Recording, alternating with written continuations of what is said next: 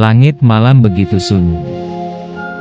Di padang tandus Ur, di negeri Babilonia, seorang pemuda berdiri memandangi bintang-bintang yang berkilau di langit. Matanya tajam, wajahnya muda, tapi sorotnya penuh tanya. Dialah Ibrahim, anak dari seorang pembuat patung terkenal bernama Azar. Sejak kecil, Ibrahim sering melihat ayahnya membuat berhala dari batu dan kayu. Patung-patung itu dipahat, diukir, lalu dijual kepada orang-orang untuk disembah. Orang-orang sujud di hadapan benda yang tak bisa bicara, tak bisa mendengar, tak bisa menolong. Suatu hari, Ibrahim berkata lembut kepada ayahnya, "Wahai ayahku, mengapa engkau menyembah sesuatu yang tidak mendengar, tidak melihat, dan tidak dapat menolongmu sedikit pun?" Ayahnya marah.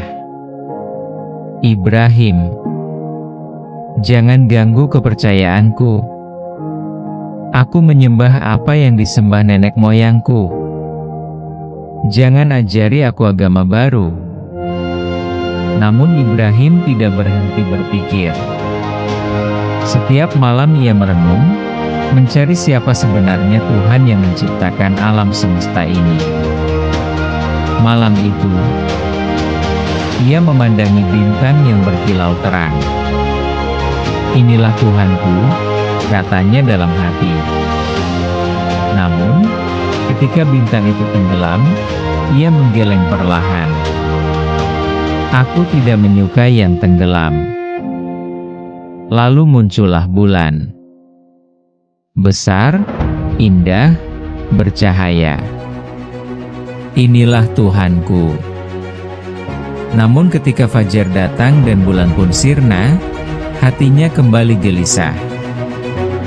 "Jika Tuhanku lenyap ketika siang, bagaimana mungkin Dia Tuhan yang sejati?" Hingga akhirnya, matahari muncul dengan sinarnya yang gagah. "Inilah Tuhanku yang paling besar." Namun sore datang, dan matahari pun tenggelam ke balik cakrawala. Ibrahim menunduk. Hatanya kini mantap. "Aku tidak menyembah apapun yang terbenam. Aku beriman kepada Allah, Tuhan yang menciptakan langit dan bumi." Itulah hari pertama cahaya iman benar-benar menyala dalam jiwanya. Tahun demi tahun berlalu. Kaumnya masih saja menyembah berhala. Mereka membuat patung besar di tengah kota, memberi sesajen, menyalakan dupa. Ibrahim merasa sudah waktunya mereka disadarkan. Suatu hari, ketika semua orang pergi merayakan pesta di luar kota, Ibrahim masuk ke tempat penyimpanan patung. Ia memandang satu persatu berhala yang berjejer. Wajahnya datar, lalu ia mengangkat kapaknya dan menghancurkan semuanya. Satu persatu patung itu hancur menjadi serpihan batu. Hanya satu yang tersisa, patung terbesar. Kapaknya digantungkan ke leher patung itu. Ketika orang-orang kembali dan melihat berhala mereka hancur, mereka berteriak marah. "Siapa yang berani melakukan ini kepada Tuhan-Tuhan kita?" Seseorang menjawab, "Kami pernah mendengar seorang pemuda bernama Ibrahim, ia sering mengejek berhala kita." Ibrahim dipanggil ke hadapan raja dan orang banyak. "Apakah kamu yang melakukan ini, wahai Ibrahim?" Ibrahim menjawab tenang, "Patung besar itulah yang melakukannya. Tanyakan saja padanya, kalau ia bisa bicara." Orang-orang terdiam. Mereka saling pandang. Hati mereka tahu, patung itu tidak bisa berbicara. Tapi kesombongan menutup akal sehat mereka. Bakar dia. Hukum dia dengan api yang besar. Mereka pun menumpuk kayu sebanyak-banyaknya. Api dinyalakan, berkobar menjulang tinggi hingga lidah apinya menjilat langit. Ibrahim diikat dan dilemparkan ke dalam kobaran itu. Namun Allah berfirman, "Hai api, jadilah dingin dan keselamatan bagi Ibrahim." Api yang membara itu tiba-tiba menjadi sejuk. Asapnya hilang. Panasnya padam. Ibrahim berdiri tegak di tengahnya, tanpa luka sedikit pun. Semua mata terbelalak. Kaum itu tak percaya dengan apa yang mereka lihat. Dari hari itu, Allah angkat derajat Ibrahim sebagai kekasihnya. Tahun berganti. Ibrahim meninggalkan negerinya, berhijrah bersama istrinya, Sarah. Mereka berdua menempuh perjalanan jauh, melintasi padang pasir menuju negeri Syam. Allah memberinya keturunan, seorang anak laki-laki bernama Ismail dari istrinya Hajar. Namun, tak lama kemudian datang perintah yang mengguncang hati seorang ayah. "Wahai Ibrahim, bawalah anakmu Ismail dan istrimu Hajar ke lembah tandus di dekat Baitullah." Tanpa banyak tanya, Ibrahim menaati perintah itu. Ia membawa mereka ke lembah gersang yang kelak dikenal sebagai Mekah. Tak ada air, tak ada tanaman, hanya batu dan panas yang menyengat. Di sanalah ia meninggalkan Hajar dan Ismail dengan sedikit bekal. Hajar menatapnya dengan mata yang gemetar. "Wahai Ibrahim, apakah ini perintah dari Allah?"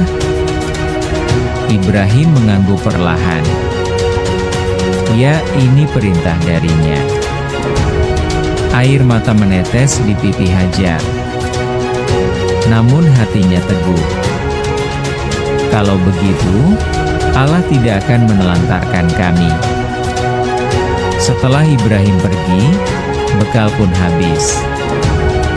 Ismail menangis kehausan. Hajar berlari cemas antara dua bukit, Syafa dan Marwah. 7 kali ia berlari, mencari sumber air. Hingga akhirnya, dengan izin Allah, air memancar deras dari bawah kaki kecil Ismail. Itulah air Zam-Zam, yang menghidupi Mekah hingga hari ini.